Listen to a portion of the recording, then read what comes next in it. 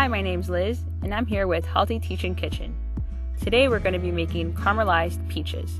For this recipe, you'll need 3 ripe peaches, 2 tablespoons of maple syrup, cinnamon, and non-sticking spray. First, we're going to cut the peaches in half with a knife all around just like this. Afterwards, we're going to cut it into quarters. Using a basting brush to brush the cut sides of peaches with syrup, making sure that each side is covered. We're going to heat the skillet on low heat and spray with non-sticking spray. Place the peaches on a heated skillet and heat for about 2 to 3 minutes.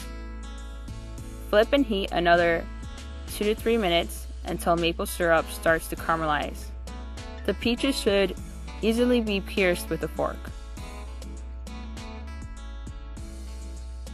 Sprinkle with cinnamon and serve warm. You can also substitute the peaches for apricots when in season. Thank you for tuning in, and I hope you enjoy this healthy caramelized peach dessert.